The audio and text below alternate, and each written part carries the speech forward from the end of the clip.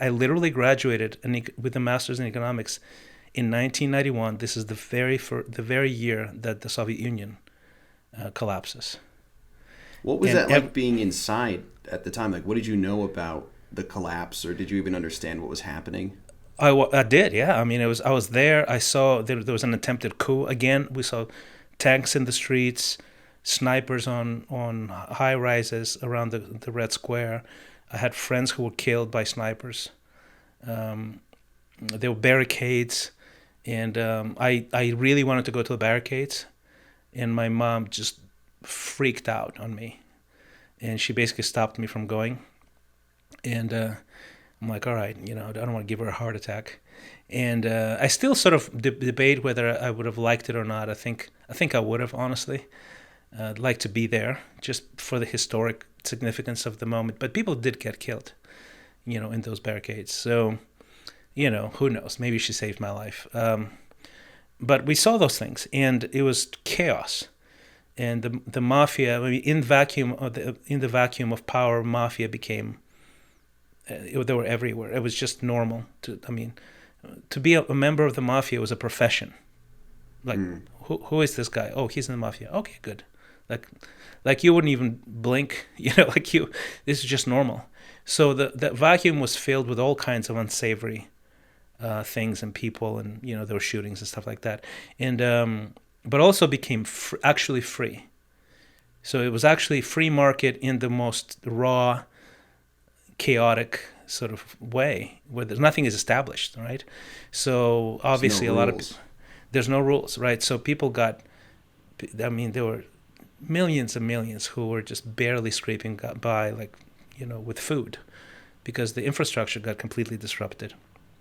Uh, so the supply chain that was built around a socialist empire was completely destroyed. Mm. So there were big cities in the Soviet Union that were days away from actual famine. But and then on the other side of the spectrum, especially people in my circles who were young, ambitious, educated, economics majors, they're becoming millionaires overnight. Like, fortunes were made that were just unfathomable. By exploiting the Yeah, situation but and the yeah, because systems. they privatized whole industries, and then the way they privatized it, basically placing them into private hands, was corrupt as well, right? So there were loopholes. So if you knew the loophole and you knew how to get access to the thing, I mean, people literally became owners of mines, and like, I mean, they were selling tanks and planes left and right. It was just, I think there was a book called "The Sale of the Century," which is about the era of just the massive redistribution.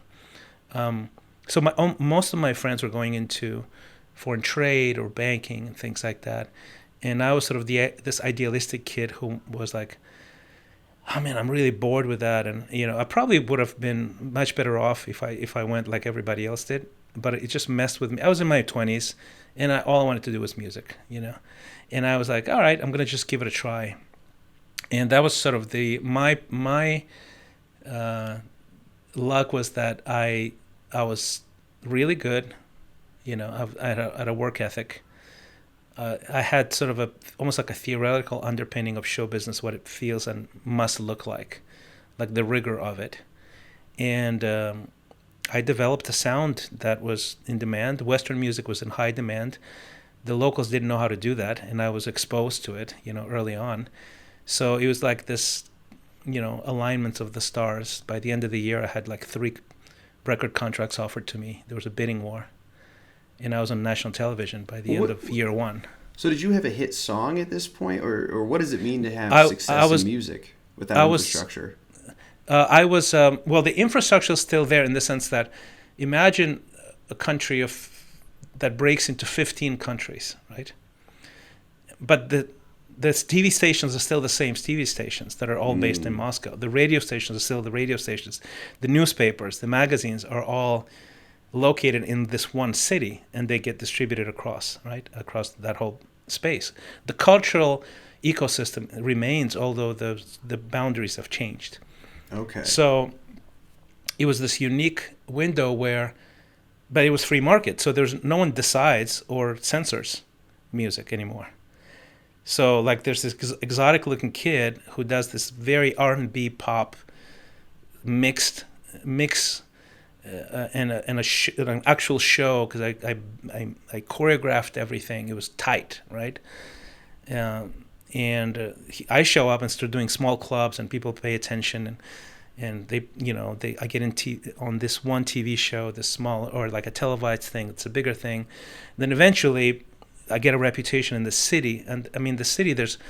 It's a big city, but there's probably 5 maybe nightclubs, and all of the elite, all of it, all of them, they would migrate between 5 nightclubs. Okay. So you And start you're popping. being in those same rooms with the elites. I'm in the same rooms of people who basically make all those decisions for everybody, So the people that own, they start a record label that wasn't like exists for 6 months, They're in those places looking for talent.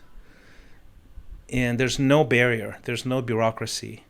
It's actually flat, And so by the end of the year, I mean, I have this bidding war. People already knew locally. I was sort of the buzz, like the buzz was there, right, in the capital. And I had like 1 or 2 or 3 TV appearances here and there. And then I get record labels say, hey, work with us, work with us. And I think Polygram which was an American label. They were like, hey, if you consider working with us, we'll put you in the New Year's show. And I did this song. That was a duet. I did mostly dance music, but I did this one ballad that was recorded with also another up-and-coming female artist, who was the daughter of like a prima donna of Soviet, music. So she had a brand name. She was young. She was starting up, now starting up. And I wrote the song and I offered it to her, and she was like, "I love the song." So we recorded it, and so the label then said, "Hey, we'll put you on the New Year's show if you consider signing with us." I think it was Polygram. And I was like, okay, great. And what happened is, and this was, imagine if, probably the closest analogy TV-wise was the Dick Clark New Year's show, in the United States. Like, imagine if that's the only show. Like, there's no other shows. And imagine if that date, the New Year's, is like Christmas and Thanksgiving and New Year's all in one, traditionally, culturally. And imagine if celebrating that day, which is the day of the year, the tradition of celebrating that day was to set up a big table in those little apartments, have all the family around, have the Christmas tree, which was called the New Year's tree, by the way. The communists sort of moved it to remove religion out of it. And the tradition was to eat, drink vodka, and watch that show, one show. So the whole population of the ex-Soviet Union watches me on TV with that girl singing this duet. Oh, wow. January 1st, I wake up and I'm famous, just like that. Like, everybody knows, like, people are pointing, like, I'm like, wow, that's weird, like, overnight, quite literally, And that was sort of the beginning of a surge of, popularity, and there was hit after hit after hit. So then radio stations pick up new songs, and it was like this chain of hits that went from 93 to 96. And what was your music mostly about? What did you write on top? Oh, it was basically pop, youth, rebellious kind of music. It was dance music. It was not very deep at all. And it was about love and about girls and about, what you think about in your early 20s. And of course the youth is just eating it up, right? It's like, it's a completely new wave of freedom, and new things are coming up left and right. And then, like, by end of 96, the very last song I recorded on this first album that I was releasing was called Our Generation.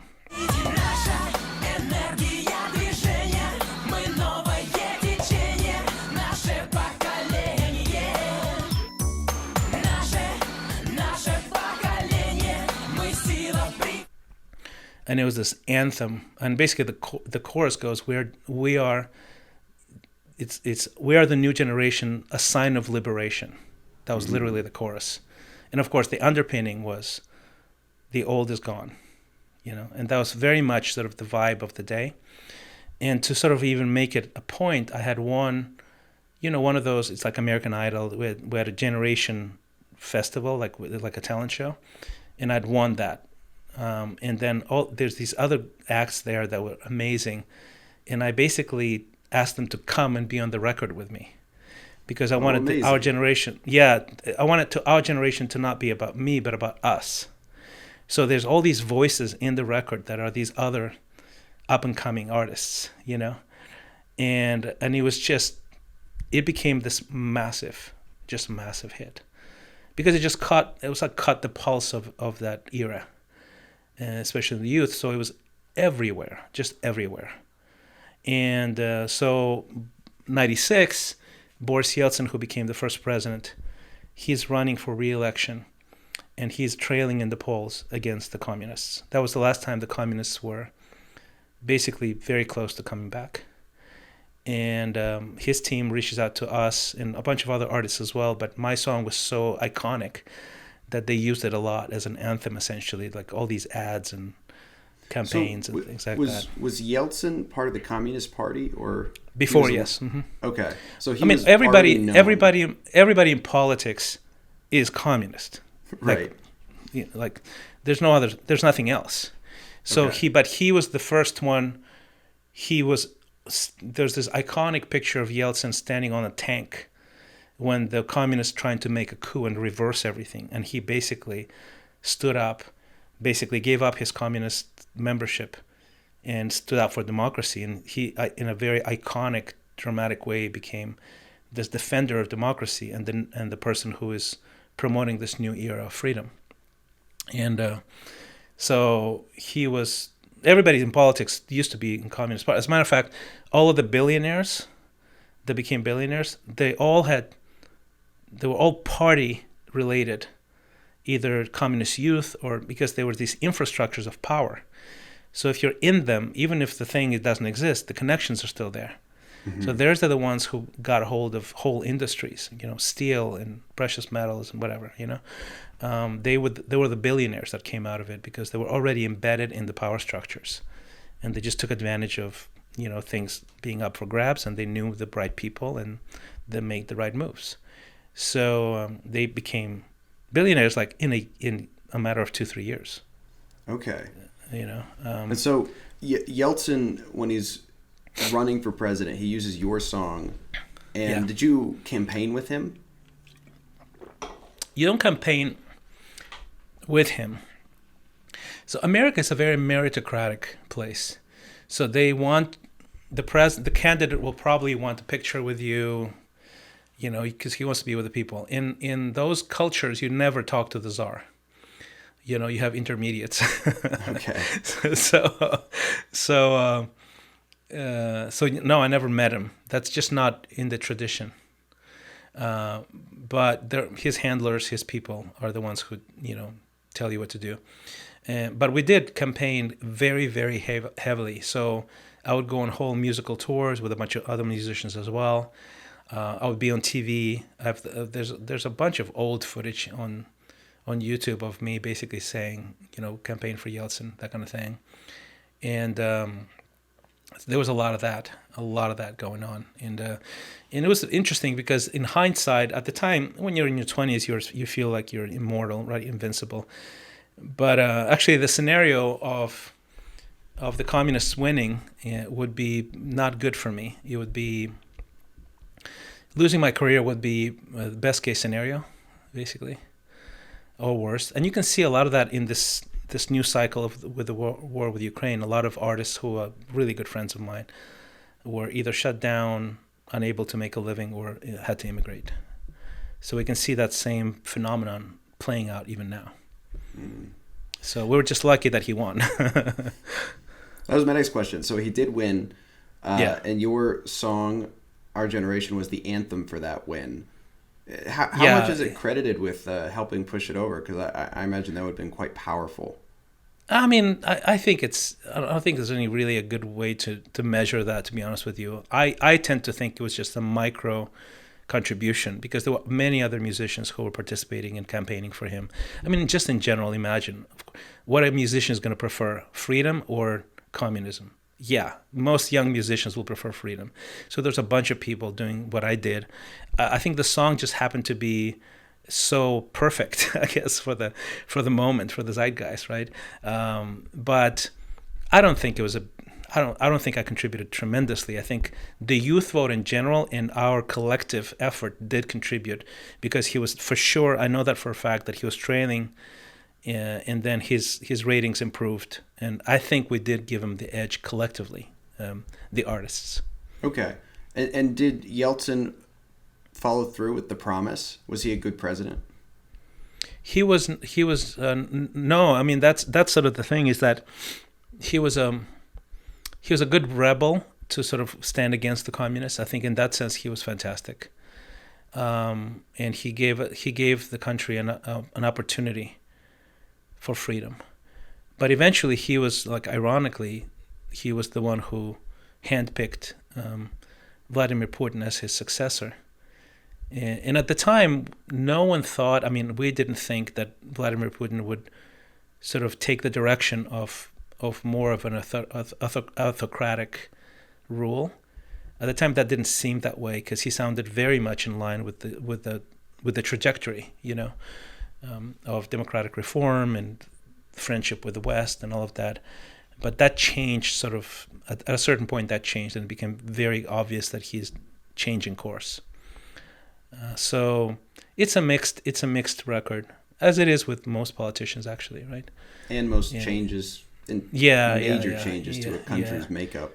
Yeah, and the rumors are that, when there's this sort of Wild West free market madness, that Yeltsin's extended family, probably took a lot of advantage of those things and made themselves very wealthy in corrupt schemes and things like that. And so the theory is, at least one of the theories is that since Putin was basically the head of the KGB, I think, or one of the top people, that they had stuff on his extended family, and his appointment. It seems to me that it was connected to basically granting him and his whole extended family immunity from persecution after he stepped down. So I think that was an exchange there, like behind the scenes exchange of safety, and a safe retirement, and especially not only for him, but I think his extended family did a lot of quote unquote business. So a very mixed presidency. I see. Yeah. Okay. Yeah. But Well, par for the course. You mentioned much earlier in our interview that your mother really liked Putin, or likes Putin. So, She does, yeah. So how do you feel about the man now? Well, I think unfortunately he decided at some point that collaboration and integration into Western values and Western society and the Western world was not what he wants, and so I feel like he reverted to basically being an autocrat, and I think it's very sad. I think it damaged the country's path to freedom for probably decades, especially with the start of the Ukraine war. Yeah, I can see how that trajectory would be lessened, especially with however it ends. I mean, you have to go through the rebuilding phase and then the psychological the psychological impact, the cultural impact, is catastrophic. I think it's going to take decades and decades, unfortunately. So, yeah, I think he made some decisions that made sense to him. I don't think they were the right decisions, personally.